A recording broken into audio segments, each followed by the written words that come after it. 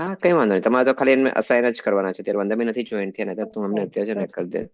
She's not joined yet, હા બરાબર. Okay. Thank you, Surabha. અરે ના, એમાં થેન્ક યુ કહેવાનું જ નહીં. તમે આટલું સરસ રીતે કરો છો, તમારે તમારે ધન્યવાદ દેવાનો હોય. You're always so with it. Everything properly organized. એટલે જ ચાલે છે. This will be in a big trouble. હા ના Yeah. I think there's another Wi-Fi. It's working.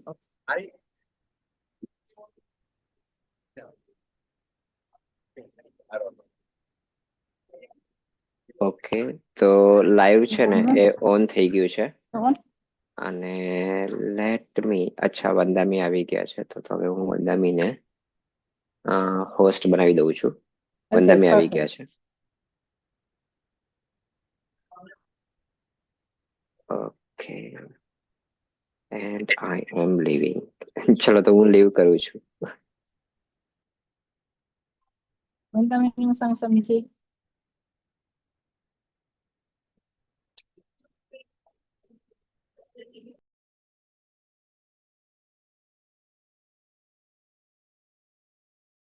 You are still out of Orlando? You are muted. We're at the airport on our way back, usually. Oh, you are on airport? At the airport, yeah. Oh, waiting for our flight. We're with Akshay. Akshay's medical school. Okay.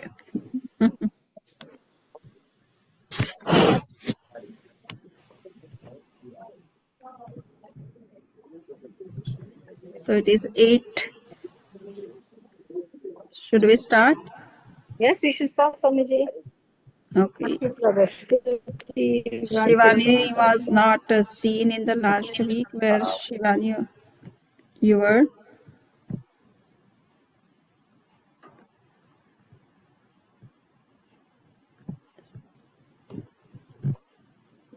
Hi, I'm I sorry. think more people will join, Samiji. What you have said? I said I think more people will join, but you can begin. Okay. Somebody has just joined. Yes.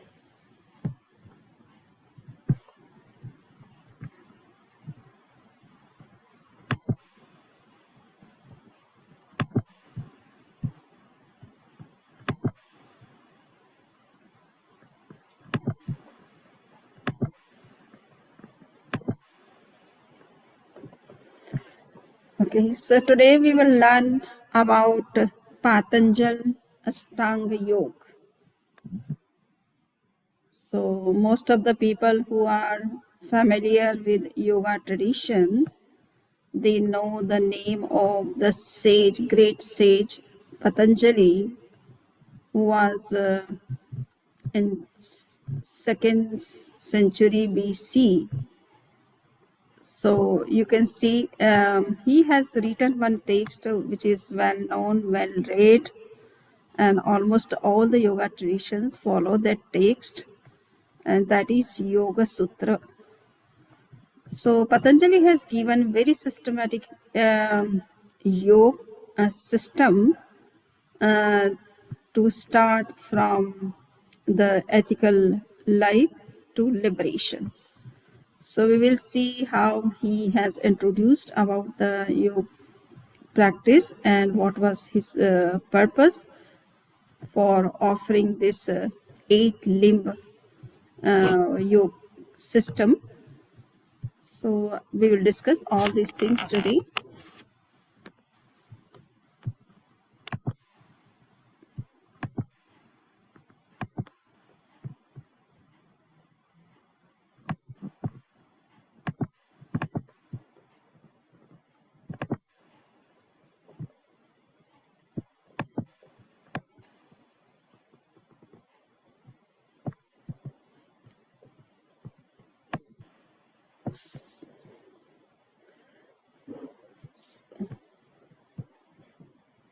Sorry, just 1 minute.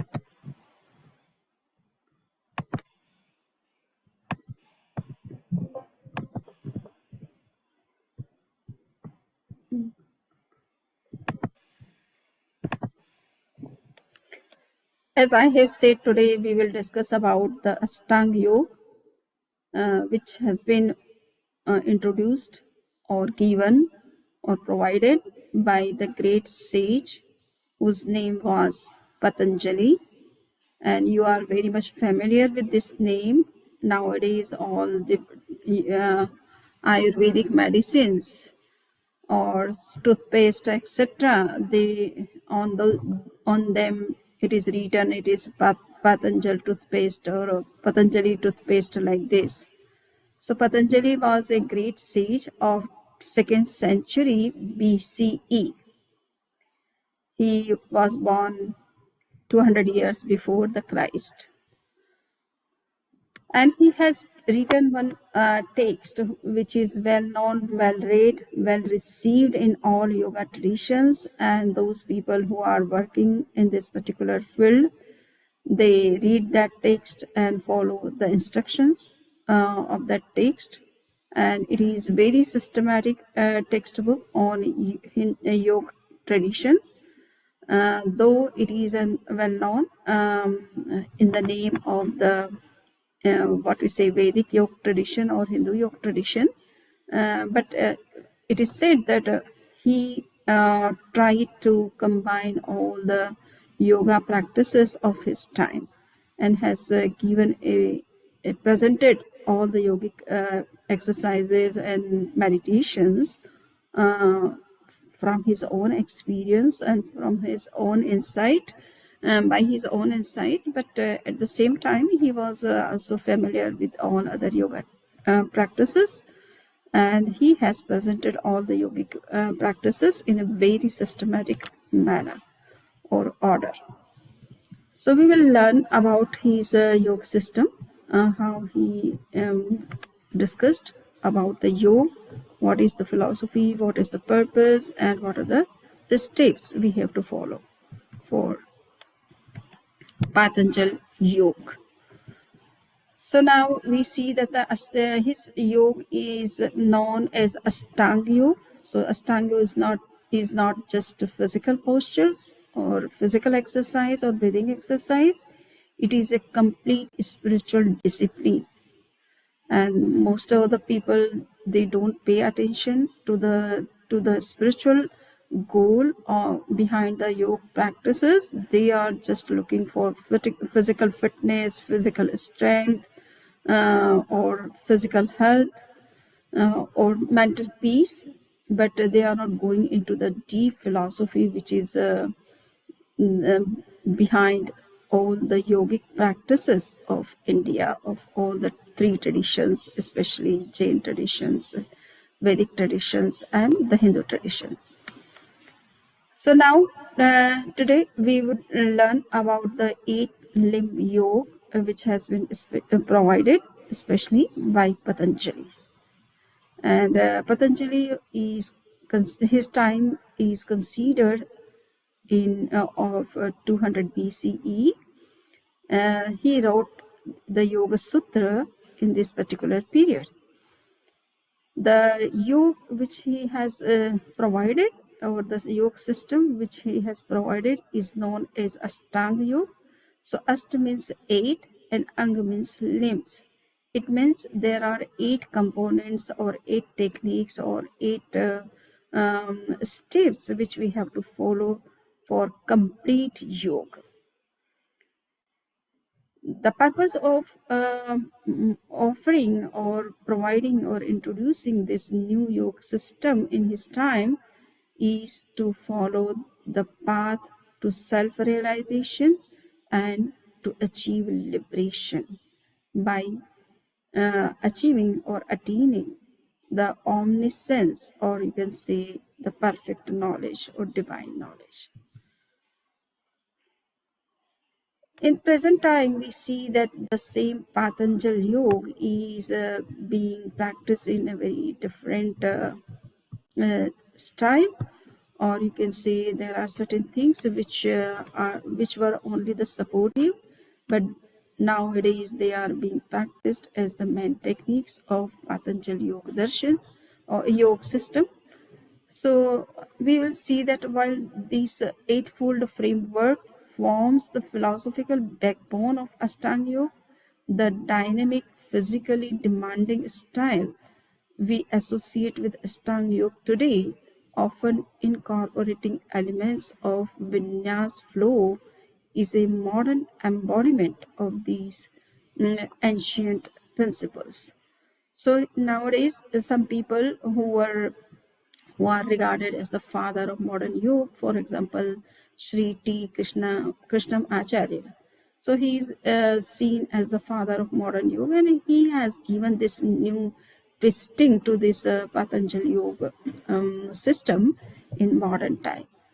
So the bridge between ancient philosophy and contemporary practice was built in the early 20th century by this Sri T. Krishnam Acharya, who is considered as the father of the modern yoga. And among the Krishnam Acharya's many students, there is one student whose name is K. Pattabhai Joish. He emerged as the principal custodian of what would become Ashtanga Vinyas Yoga. He developed his own interpretation of the eight-limbed path through a physically structured, breath synchronized practice. In the 1940s, he began teaching this method in Mysore, India. It is one of the city of India in South India, and gradually shaping it into the system recognized and practiced around the world today. So nowadays, people are actually following the modern Patanjali Yoga system, which has been shaped especially by Sri Krishna Acharya and by his disciple, whose name was Pattabhai. Those yoga tradition who are which are very familiar with the main original yoga tradition of Patanjali, they are also teaching this same thing and also practicing the same thing. So what are the 8 limbs of Patanjali yoga system? So the first limb is called yam. So yam means ethical restraints. One has to follow 5 basic ethical rules and regulations or ethical principles. And they are ahimsa, satya, asteya, brahmacharya, and aparigraha. Ahimsa means non-violence, practice of non-violence. Satya means truthfulness or righteousness or honesty. Asteya means non-stealing, especially it is also recognized as honesty. And brahmacharya, that is solid celibacy or moderation. And aparigraha means a non-possessiveness or control of possession or uh, limit of desires or possessions. So in this way, these are the basic 5 ethical principles which have been recognized in all Indian traditions, in Jain tradition, in Hindu tradition, and also in Buddhist tradition. So how they can be practiced by the yoga practitioner, those who want to achieve liberation, those who want to realize their own inner self, and those who are looking for enlightenment. For them, it is must that they should follow all these ethical rules with proper method. And now we would see that the second limb, which is recognized as niyam. So niyam focuses on self-care and spiritual growth. These practices refine our inner world. So this niyam is for purity of our physique and also the internal system. So here it is said that we should follow at least 5 things. One is soch. Soch means cleanliness. So it means wherever we are practicing meditation, yoga, or breathing exercise or physical exercise, the place should be clean, our clothes should be clean, and the environment should be clean. So in cleanliness should be in all the things where we are practicing yoga or meditation or any yogic exercise. Santosh means contentment. There should not be any kind of disturbance in our mind or any kind of cravings. If it is there, then we cannot concentrate on meditation or anything. So santosh is also very important factor which one has to follow so that he can be concentrated on his practices. Tapas means discipline. So tapas means austerity or penance, or here you can say tapas means discipline. So our mind and senses should be under very disciplined, so that it would be easy for us to enter into meditation. Next is Swadhyay, means self-study. Whenever we are going into meditation, we must know that what we are looking for, what we want to achieve, and what is the right method for achieving those spiritual realities, or to having such innate spiritual experiences. So for that, we must know everything before entering into meditation. So Sadhya is also very important, and it is essential part of meditation.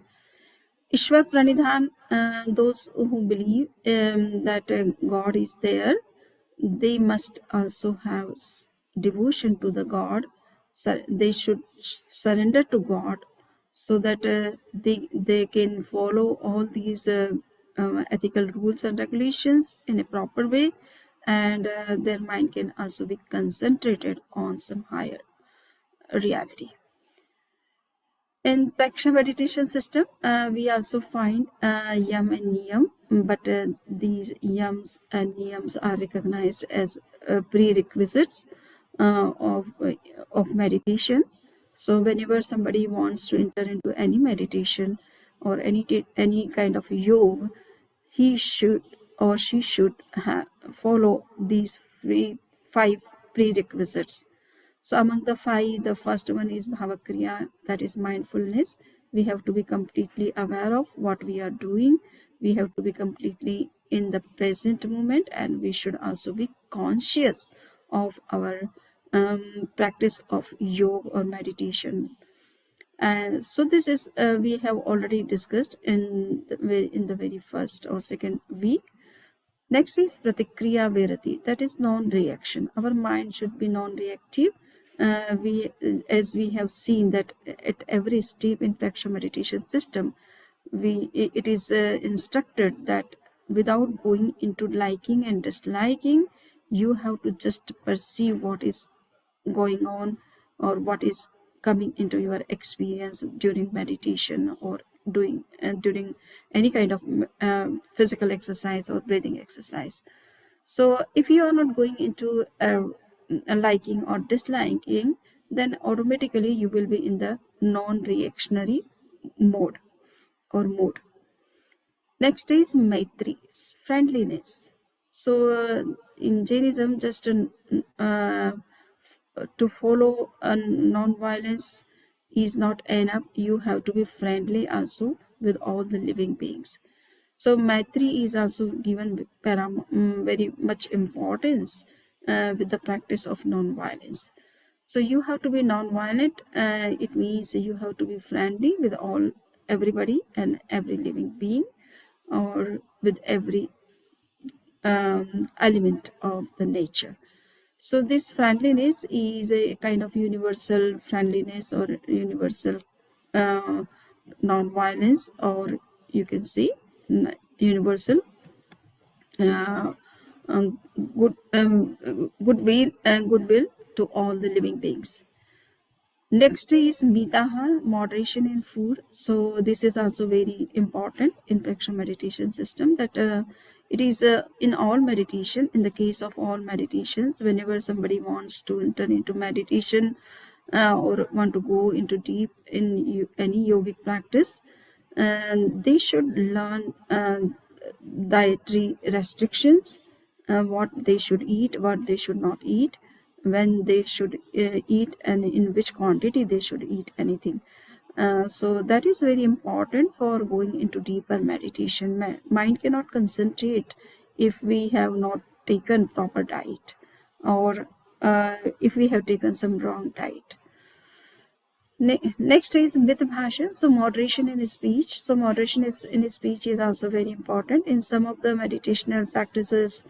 When you go in any meditational camp, you will find that they stop every kind of cheating, even on the mobile, or even the practitioners or participants are not allowed to read even the newspaper or listen to any news from any sources, and they have to follow complete what we say silence during all the 10 days of practice of meditation. But here in Praksha meditation, it is said that it is good if we could be silent completely, so that we can automatically reduce the non-stop chatting of mind or any kind of distractions of our mind. If we continue chatting with other people, then new things will come in our mind, and at the time of meditation especially, they will pop up and distract our mind from the meditation.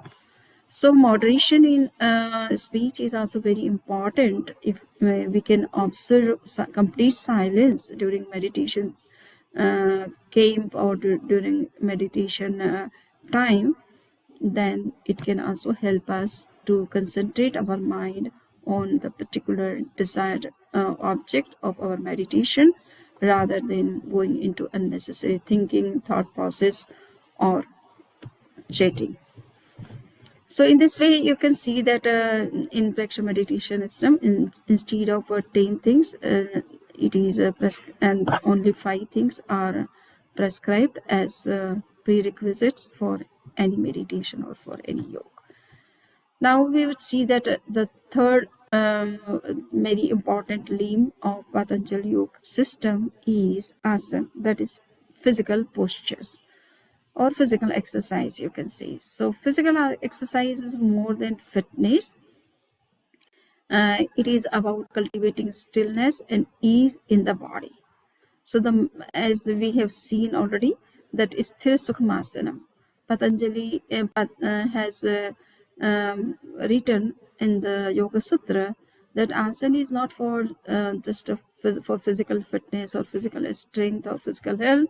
The main purpose of doing physical exercise is to study our body and to have such comfortable posture so that we can stay in meditation for a longer period without carrying of our body pains or any other issues. So how we can be more and more stable and without any discomfort during meditation, and that's why we have to practice physical exercise. So the purpose is to prepare body for meditation. So this is the main purpose of asana, and not just for physical fitness we are doing so many exercises, but we are not focused about our main purpose of doing all these physical exercise. The fourth important limb of Patanjali Yoga system is Ashtanga Yoga system is pranayam. That is a kind of breath control or breathing exercise. You can say pranayam raises body and mind. It energizes, calms, and prepares us for deeper practices. So through breathing exercise or pranayam, we clean all our nadis, or you can say nerves or energy paths, so that our energy can work in a proper direction whenever we are meditating. And the amount of energy can be balanced during meditation, so that if there is any kind of problem in the body due to deficiency of energy flow in any part of the body, we can balance through this breathing exercise and can go into deeper meditation. So this is the purpose of practicing breathing exercise. So Nadi Shodhan, Bhastrika, Kapalbhati, all these different types of breathing exercise are done to clean the inner system or nervous system or energy channels, so that our energy can work in a proper direction, or in we can also regulate it according to our need of the meditation. So the main purpose of the goal of practicing breathing exercise is to regulate our vital force, that is our life force, and this force is also very essential for going into the deeper meditation. So how we can regulate, how we can control, how we can balance this life force, and also how we can use this life force during our meditation to go into higher higher or deeper meditation. Now you see pratyahar, it is a kind of withdrawal of senses. And in pratyahar, what is done? Pratyahar is the gateway to inner awareness. It helps us listen to our soul. So in this particular practice of pratyahar, we quit all our senses or close our senses and try to withdraw their energy towards from outside and connect them to inside. So this is the to turn inward, and detachment from the sensory direct and restrictions is the main purpose of practice of pratyahar. So in this particular practice, we control all the five senses and mind and make them inward rather than outward, so that our mind can be without any distractions, and it can be more concentrated. So pratyahar, now next is dharana.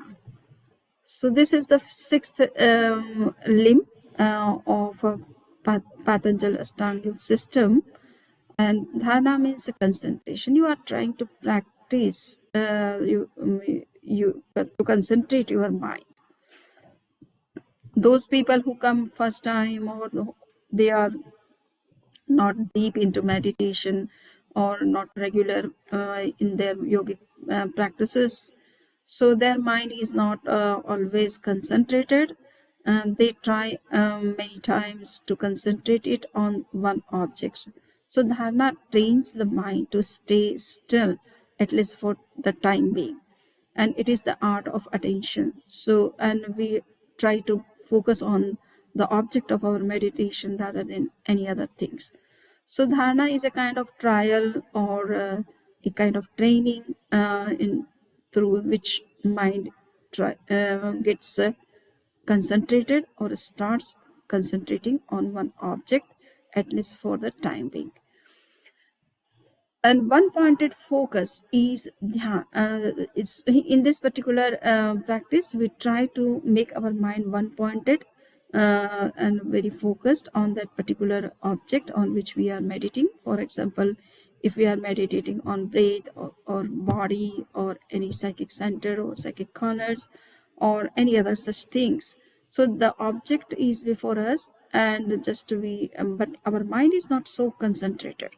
So we try to concentrate on all these different objects of meditation. There can be thousands of such objects of our meditation on which we can focus, or we can try to concentrate our mind. So this trial is called dharana stage, and it creates the foundation for deeper meditation. So before it is not possible to go into meditation if we don't try to concentrate our mind on some object, at least for some time. We cannot learn how to go into deeper meditation without any distractions. So dharana is the pre-stage of meditation. And now the next stage is dhyan. So dhyan is a meditation which is done for a longer period without any distraction. Our mind is completely concentrated and focused in this state. So it is said that dhyan is effortless awareness. It means that we have trained our mind through dharana in such a way that now we can go into deeper and longer meditation without making any effort. So that's why it is said that dhyan is a kind of effortless awareness, and it is where the ego dissolves and the soul shines. So in this state, we forget our own physical superfluous identities, and try to focus on our own inner self. And we find that there is such divine soul, there is such soul, authentic soul, and it is we can see the light of that, or just we can experience the presence of the divine soul inside the body. So it is an interpreted flow of concentration. So in dhyana state, what happens? Our concentration is uninterrupted, and it continues for the desired time. As long as we want to concentrate, we can concentrate in this state, and deep absorption without effort.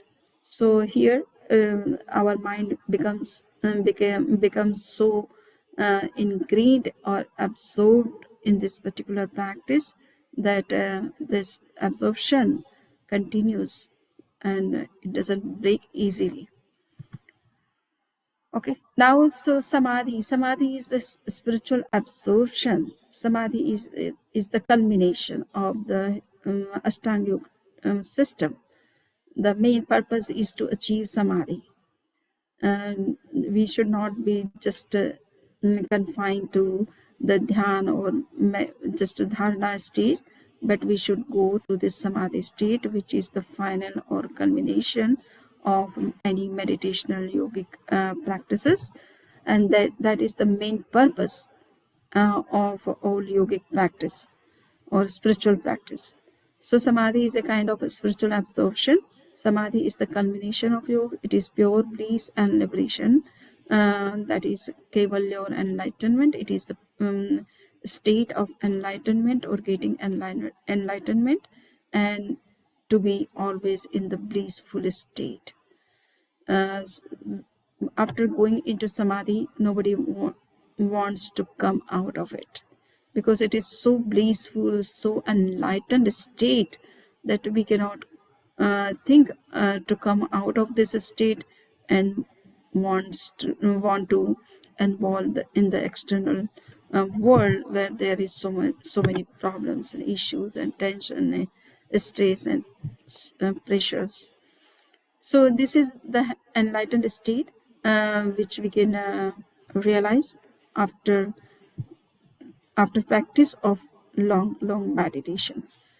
In this state, one unites with the divine, and those who believes in God, they try to unite themselves with the God, and those who are looking for self-realization, they unite with their own divine self, which has the same potential and powers the God has.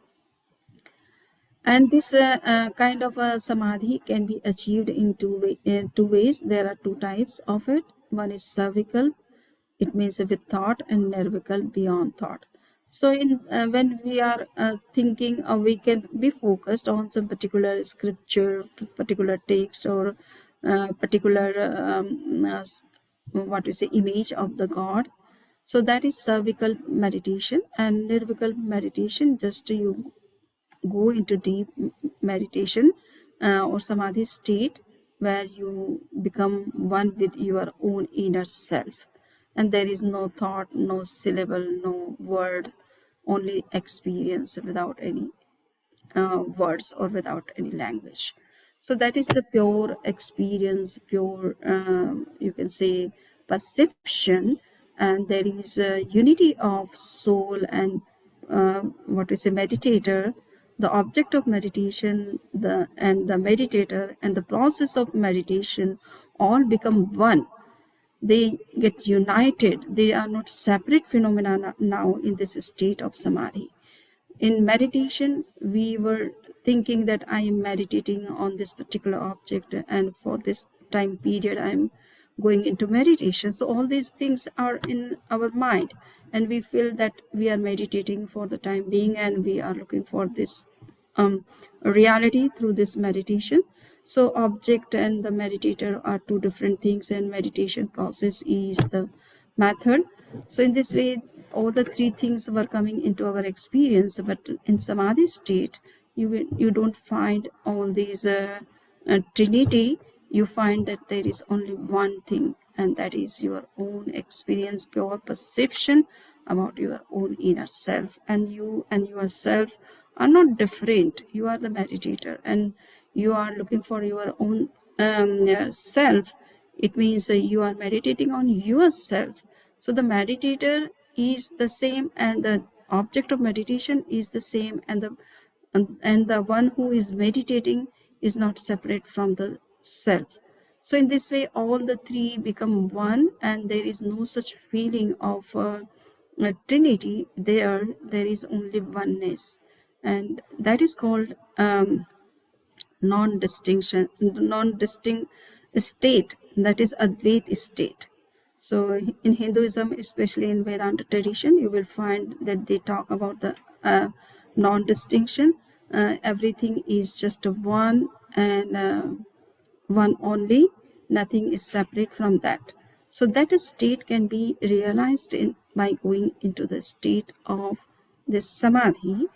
And when we come out of the samadhi, then we can have the same normal thinking and experience. But yes, in samadhi state, we can realize how we can be one, and how the entire universe can be one or unified.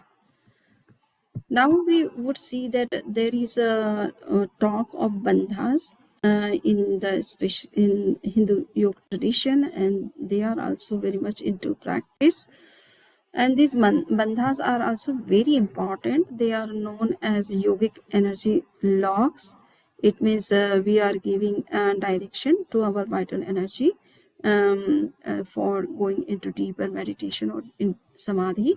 So here you can see there are three such energy locks. The first is called Moolband, other one is called Udyan Band, and the third one is called Jalandhar Band. So Moolband engages the pelvic floor, grounding and energizing it. Udyan Band lifts energy from the abdomen, aiding vitality and lightness. And Janandar Band seals the throat, harmonizing breath and mental focus.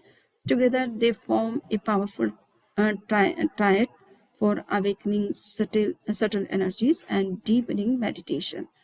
So these bandhas are used during meditation time, especially, and we can see that the location of Mool Bandh is perineum, and Udyan Bandh is abdomen, that is lower abdomen, below the navel, and Jalandhar Bandh, that is throat.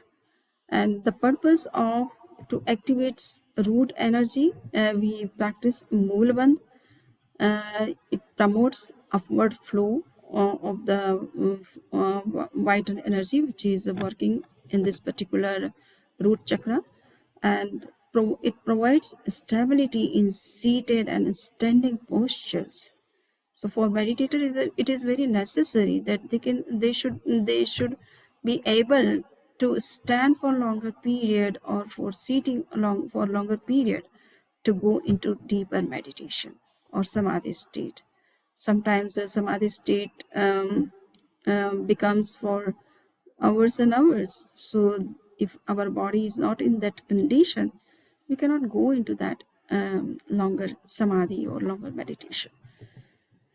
And for activating this Mool Bandha, or for practicing this Mool Bandha, what we have to do, that there should be a gentle lifting and engagement of the pelvic muscles. And if you have seen the horse is so powerful because of this practice of Mool Bandha. So it is said that it is a kind of the horse practice which he does, and that's why his body is so powerful. So to generate energy, or to increase the vital energy, or to uplift the vital energy which is working in the lower part, in the Mool Bandh is very, very important for us. So we can practice this Mool Bandh in one time for 50 times. So whenever somebody practices, and he or she can practice 50 times in a minute or in 2 minutes. So that is also very important for our meditation practices. Uddiyan Bandh is done. It draws energy upward, stimulates digestion. So it is good for digestion also, and the energy which is working around the root chakra, that energy gets uplifted by this practice of Uddiyan Bandh. And in this particular practice, we a firm drawing inward and slightly upward of the lower belly. So this kind of we try to take our navel, what we say, navel button inside. When first we take breath in, and then we try to take our belly inside. So, that is the practice of Uddiyan Bandh. And now Jalandhar Bandh. Jalandhar Bandh is a kind of throat locking. So it regulates flow of vital energy and calms the mind. So it is just when we take breathe in, we breathe in first, and then we put our chin in the center of our throat and bending our head uh, towards the ground for touching the center of the throat by with the chin. So this is the practice of Jalandhar Bandh, in which our throat gets locked and our energy, vital energy flow becomes regular, and it calms also our mind. So in this way, we have seen that these three bandhas, which are the energy locks, they are also very important for a meditator to practice. Here you can see how the energy is working around this root chakra. So this energy can be grounded and also boosted by practice of Mooladhara chakra, by Mool Bandh. So lift the impurities up to the fire. Okay. So yes, this also helps to clear this particular part or root chakra. So Mool Bandh, and now second is Uddiyan Bandh, to hold the impurities close to the fire, to burn them and evaporate Amrit, to replenish the lake of the mind. So here it is said that the impurities are also burned, which are in this particular part in the under the navel and around the root chakras. So that can also be burned by this particular vital energy or fire, which is working in the form of vital energy inside. And this vital energy can also be lifted upward. So you can see the arrow, which is indicating that by Uddiyan Bandh, the energy which was working around the root chakra is getting lifted now by the Uddiyan Bandh. And the third one is Jalandhar Bandh. So in this particular bandh, we concentrate in the center of our throat and lock it so that our vital energy, flow of the vital energy can be regular, and our mind also becomes calm and cool by practice of Jalandhar Bandh. So bandhas are internal locks that redirect our life force, which is vital energy, within the body, and together Mool Bandh and Uddiyan Bandh from the core energetic engine of Ashtanga practice. Form the core energetic engine of the Ashtanga practice. So it is required that if we are prone to go into deeper meditation, we need also energy saving. And these all three bandhas, they are also energy saviors. So we have to practice them during meditation. They are not merely muscular contractions, but deeply internal actions that cultivate a sense of containment, lightness, and internal awareness. Activating the bandhas creates a buoyant lift from within, often making challenging pauses more accessible by distributing effort efficiency throughout the body. So yes, in this way we can see that how our body can be properly workable, uh, or it should be in proper position, with the balance of all these different energies which are working in different parts. Now we would see in conclusion that Ashtanga Yoga is a progressive path. You have seen that how it starts with a minimum ethical rules which are very necessary before going into meditation. Some people go into meditation and get some experience, they become egoistic, then whatever they have achieved through their yogic practice, they can lose that. So it is necessary that they should be very much ethical, very much disciplined in their behavior. Then only they should enter into deeper meditation or any such kind of a spiritual higher or practices. It is a practice with sincerity and patience. Each limb supports the next. Together, they guide us to a life of peace, purpose, and spiritual freedom. So we have seen that how they are supporting each the next step, and strengthening or making more disciplined the next state, and through we are going into deeper meditation, and we can be able to see the inner peace, to realize our own inner peace, and also we can achieve the spiritual freedom, which is the liberation. And that is the main purpose of our life, or about that is the main purpose of any yoga practice. So people have to understand that yoga is not the simple thing which we can do and think that okay, we are now we have become yogi now. Until and unless we understand the spiritual purpose and the method, and also all the disciplines, we until we follow them, we cannot go into deeper experience of inner realities. So it is necessary that we have to follow all these ethical rules and other rules and regulations, and we should follow all the systematic order or systematic all the steps of meditation or yoga, so that whatever the higher goal we are having behind our own practices, we can be able to achieve that on some day. So with this, I would conclude my talk of today. If somebody has any question regarding 8 limbs or any such things, please let me know.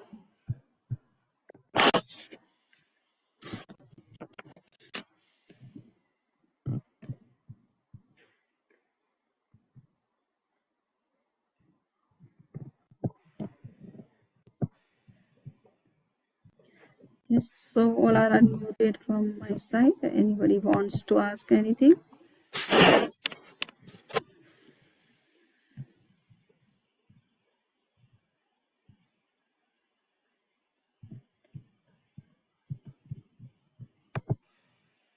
No question? Vandami Navansami Samniji. Okay, yes. All the 10 steps that you said, they have to go in order like that only, like generally when you grow in your Yes. practice. Yes, those who are coming first time in the yoga field, or those who are learning first time the yoga, then they should be completely ready for entering into meditation, and for that they have to follow all the steps one after another. Okay, one by one. Your body should also be prepared for that. Your mind should also be prepared for that, and you must have also energy inside to go into meditation, or you should have also control on your vital energy, and your mind should also be concentrated, and for that you have to practice the dharana stage, and then you have to go into deeper meditation, and ultimately you have to achieve the samadhi state, which is the state from where one liberates. So the bandhas that you were saying, is Mm-hmm. that part of like the yoga exercises? Yes, during what we say body postures and other mudras and physical exercise, we can also practice these bandhas. Anytime we can practice, it is not necessary during meditation you have to practice all this, but to what we say, to uplift our energy or to give energy, redirect our vital energy, we can practice all this before meditation. Before meditation. After you go into meditation. Gami Naman Sami Samiji. Yes. Samiji, you mentioned vinyasa flow. Yes. So how is it different, or how is it associated with Patanjali? What is the relation? Yes. See, Patanjali has referred that asana is also necessary and breathing exercise is also necessary. Is it not? So someone has taken that how you can make your body posture in such a way that you can enter into meditation. So in this way, the body postures are also important for meditation, and in this way, they have given importance to body postures or body exercise for meditation or for yoga. So that what we say, flow, what you have said, the Vinyasa. vinyasa. Okay, yes. So it means that to make proper posture, body postures, is it? So that is also very important for yoga. And nowadays people are understanding yoga means the physical postures or physical exercise or breathing exercise only. But those people, I have mentioned the name of the Krishna Acharya and his disciple. They have given this modern twisting to connect the spirituality and also the physical fitness should go together, and how they can be So connected with vinyasa each is other. the name of a person? Is That vinyasa? is Pattabhai Joshi in No, Joshi. vinyasa. This name is given by Pattabhai. He was the disciple of Krishna Acharya. Okay, so this is a type of. It is his own interpretation actually. Okay, it was not given a Patanjali yoga system, but since there is asana, there is a pranayam for yoga, for going into deeper spirituality. So he has connected that, okay, these particular posture and exercise is why so it is important for us to learn, and through that also we can go into meditation.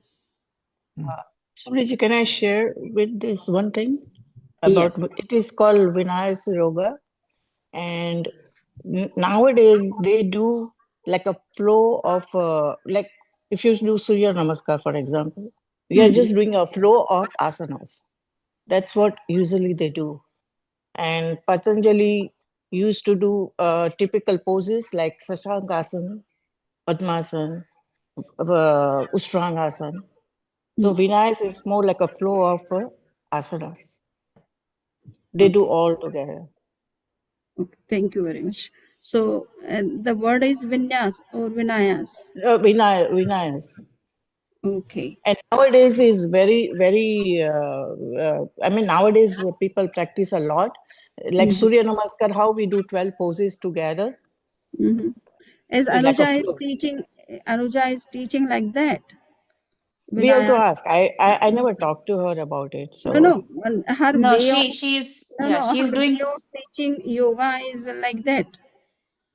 As she is not only doing particular physical exercise, but she is trying to take the people in the way that you are meditating on that every step, and you are following every step with full That's a traditional mindfulness. way. breathing.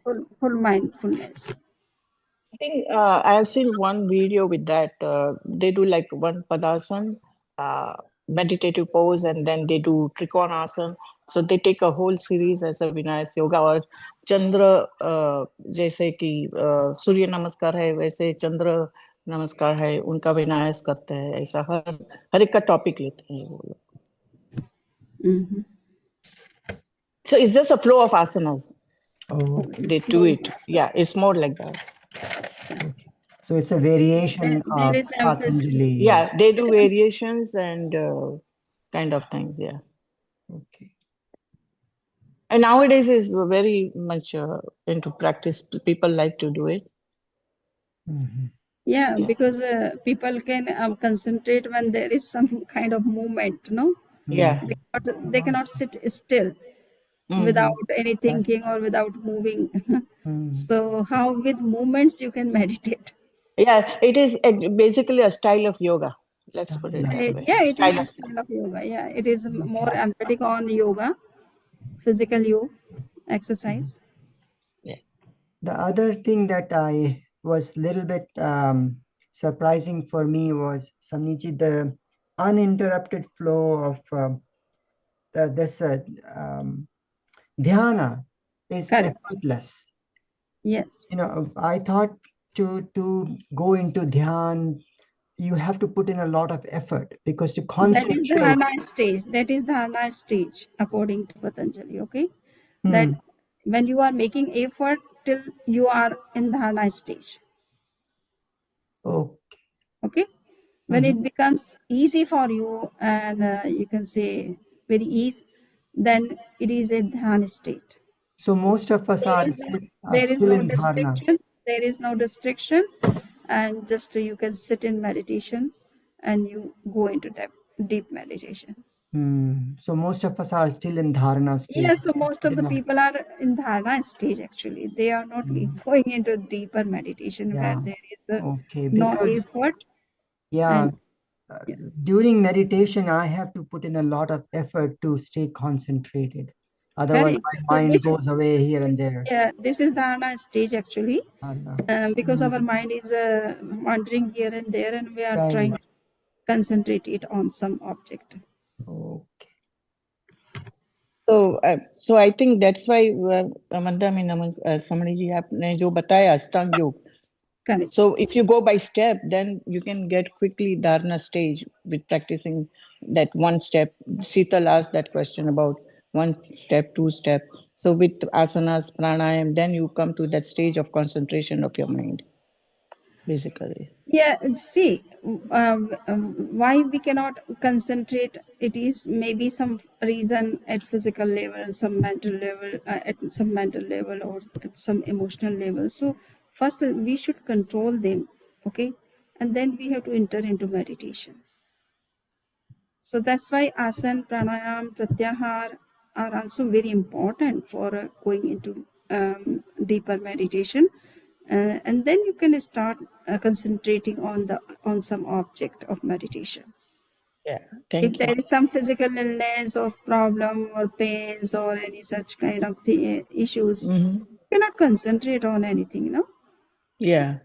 You can make so many times efforts, but you would always fail because Right. your health is not fit for that. Mhm. So they are also very important components or steps or you can say conditions for meditation. Any other thing? No, Samniji, Yes. can you hear me? The Yes. Jalandhara Bandh, which is Yes. the throat band, is that just like holding your breath? Yes. You have to first breathe in, and then you have to practice it. It's This chin should be touched with the throat, with the center of the throat. the what should be touched with the center of the throat? The The chin. chin. Oh, the chin. Oh, yeah, that's right. That's right. Okay. Okay. Got So it yeah. should be touched with the center of throat. Yes. And you have to concentrate you have to hold the breathing and breathe in, I and hold the breath. then you have to touch your chin Chin with to the the chest. Oh, yeah, I with the forgot about that one. Okay, Samniji, thank you. yes. So it makes your mind controlled and calm. I think it is, you have to breathe out, when you do the Jalar Bandha. You breathe No. in and you breathe out, and then you move your chin and then you touch it and you hold it there. I mean, that's how I practice it, but I don't know. I may be wrong. Okay. See, mostly I think in Mool Bandha also we are what we say contracting upward and relaxing, so that state pelvic muscles. So in that state also, if we can focus on breathing, then it is okay. Otherwise, it is difficult at the time. But in Udyan Bandh also, we breathe in and then we hold it. We try to take the navel inside. And in Jalandhar one also, we breathe in and hold inside, and then we put the chin with the center of, touch the chin with the center of the throat. But I will check if I have said something different. So I will let you know by tomorrow. Okay. I think what Thank you, Madami. I practiced also all the Mool Bandhas and Jalandhar Bandh and Uddiyan Bandh. So in all the bandhas also we breathe in and then we hold inside and then we practice all these bandhas. Bluetooth. Any Sure. other? Thank you, Madami ji. Yes.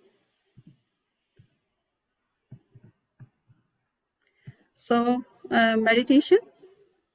Now should we practice Mool Bandh?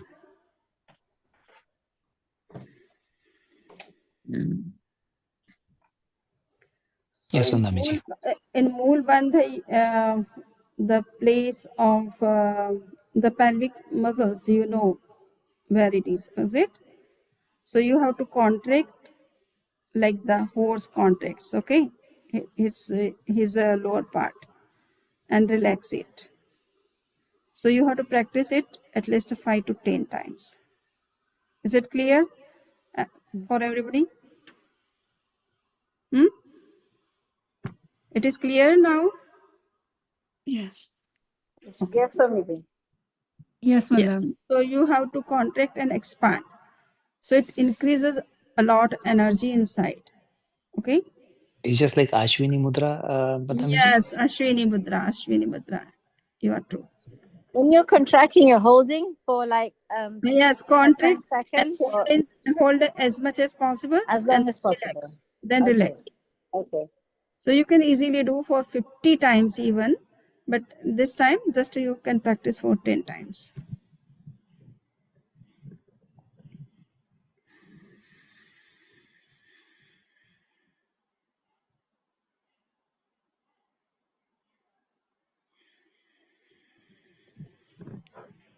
In this Mool Bandh also, you have to breathe in and then you have to contract the pelvic muscles and hold it as much as possible and relax it. So in all the three bandhas, you have to breathe in first.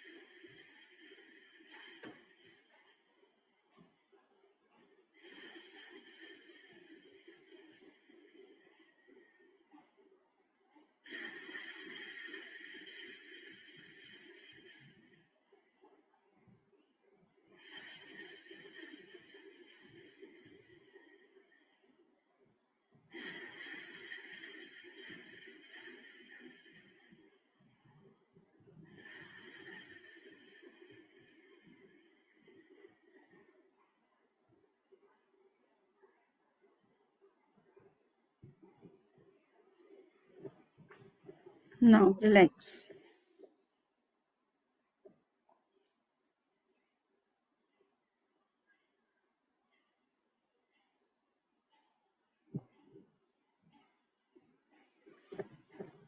Uddiyan Band. Breathe in and hold inside and take your navel inside.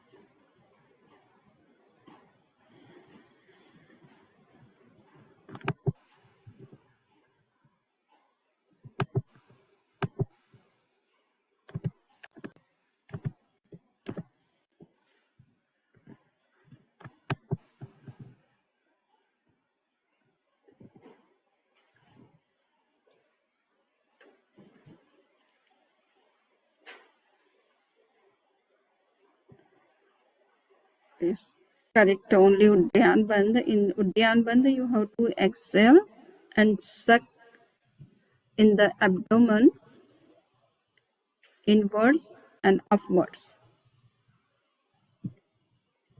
In this, you should not breathe in, but you should breathe out.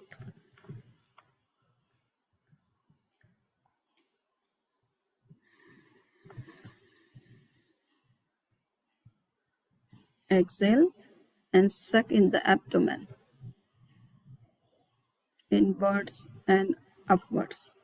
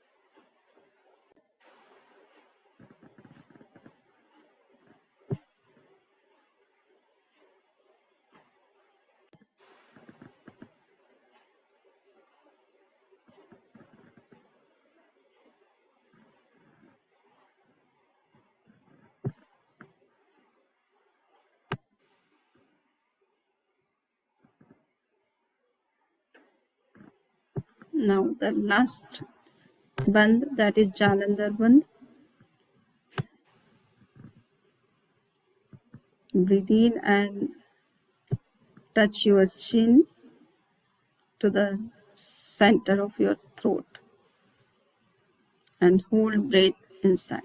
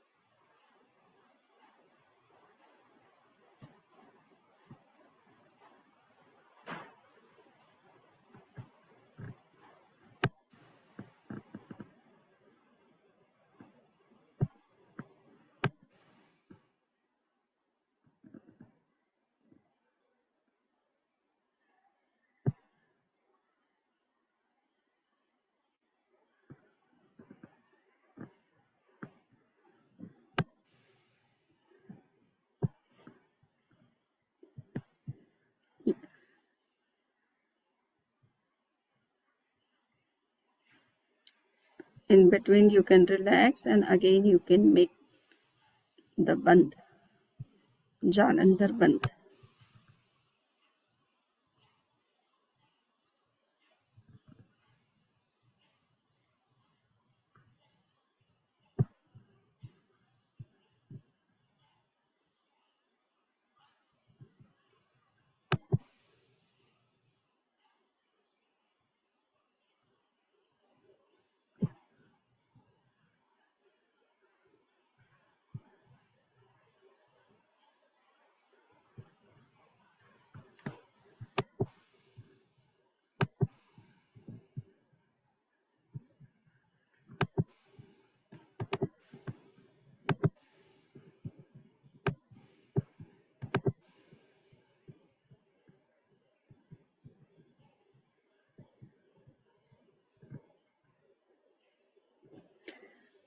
Now relax.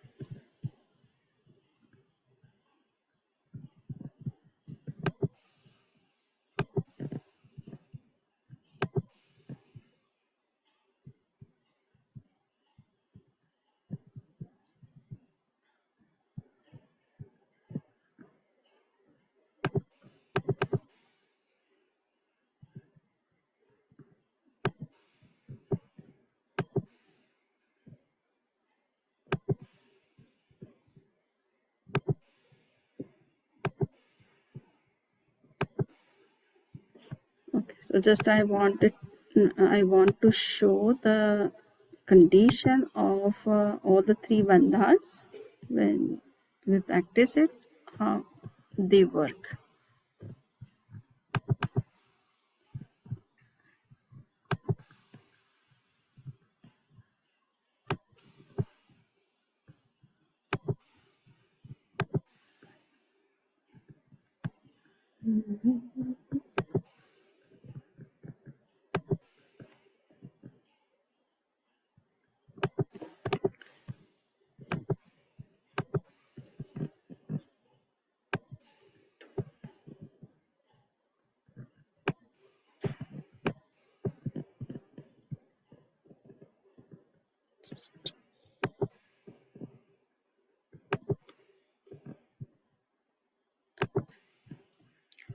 Okay, so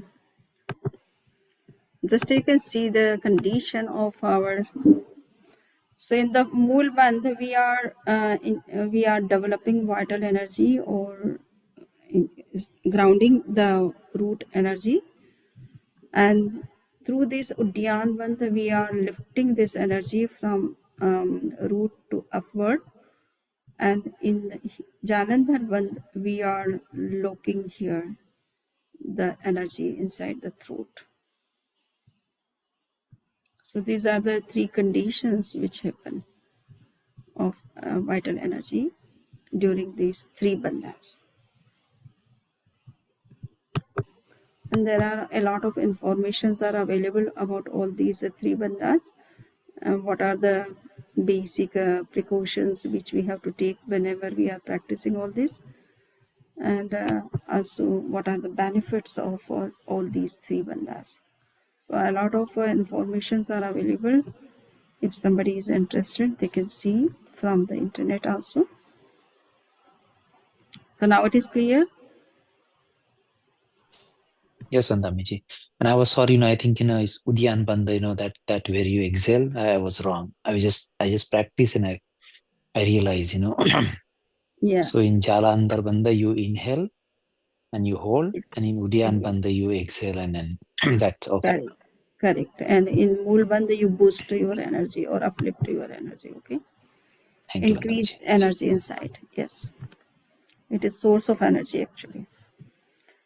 So I think things are clear now. Those who feel physical weakness, they can also practice this Mool Bandha.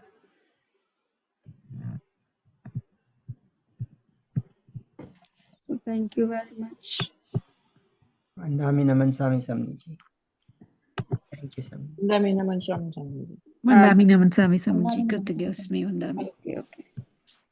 Vandami Naman Swamiji. There are a lot of Vandami Namasami Samniji. articles and information and websites on Ashtanga Yoga also in modern times, how it is being used and applied. So a lot of things are available. We cannot read all the things, but yes, we have to have mastery on one step at least, so that through that step also you can create a wonder or difference in the life.